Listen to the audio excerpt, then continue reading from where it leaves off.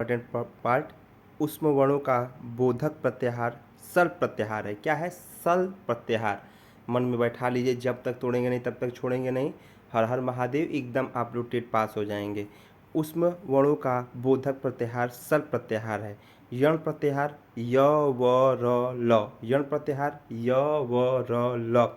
ऊष्म वर्णों का बोधक बड़का स, पेट फरौआ स, छोटका स और ह।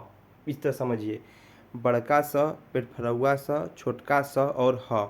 मनोरथ, एक ध्यान रखिएगा, चंद्र बिंदु जहाँ आ जाएगा वहाँ पे विसर्ग संधि है। मनस धन रथ, मनोरथ, तो विसर्ग संधि। छत्री स मिल के बना है, क और पेट फरौआ स को मिलाकर छत्री स बना हुआ है और इसे संयुक्त व्यंजक भी कहेंगे।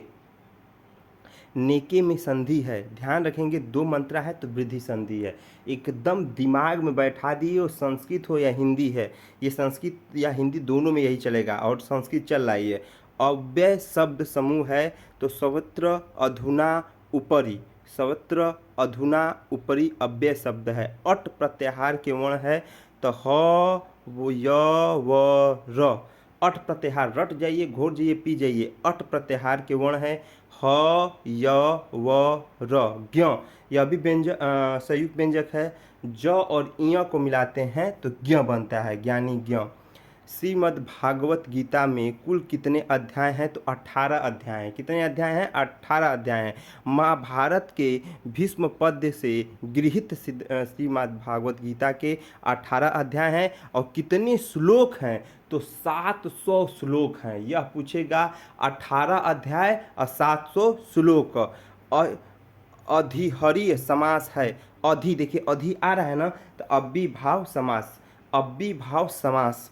शिव पदस्य अन्यथा क आसीत, तो शिव मतलब भगवान शिव कहाँ आसीत थे? तो श्रृंगालः आसीत। कहाँ पे? श्रृंगालः आसीत। रट जाइए, घोर जाइए, पी जाइए। गद्य खंडे कथा प्रश्न गच्छति, लक्ष्मा, गद्य खंड से जो ये काव्य से लिया गया है वो लक्ष्मा से लिया गया है। ये तीन चीज़ को रटना है।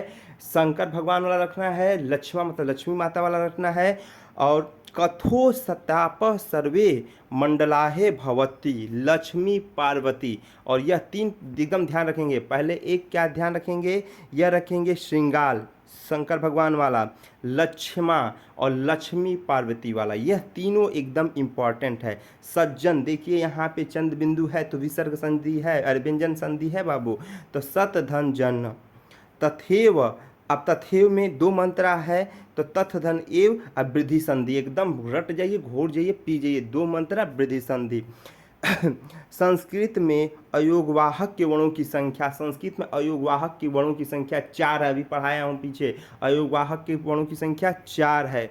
अनुरूपम, अनु, अनु आ गया तो अविभाव समास।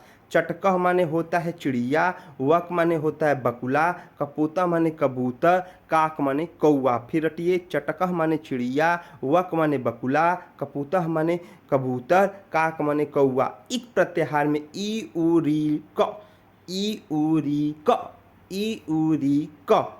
माहेश्वरी सूत्र 14, माहेश्वरी सूत्र 14 ये बहुत ज़्यादा पूछा है। 39 को एको नहीं तिरातः, अरे 39 को 9 तिस्तः, 29 को एको न तिस्तः या 9 विसंति, याद रखेंगे।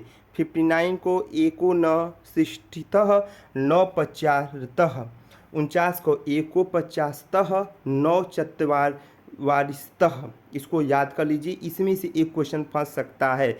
चावल को टंडुलम कहते हैं, गेहूं को गोधुम कहते हैं, गदहा को गधर्व कहते हैं, गाय का दूध को गोप्य कहते हैं। चावल को टंडुलम कहते हैं, गेहूं को गोधुम कहते हैं, गदहा को गधर्व कहते हैं, गाय का दूध को गोप्य कहते हैं।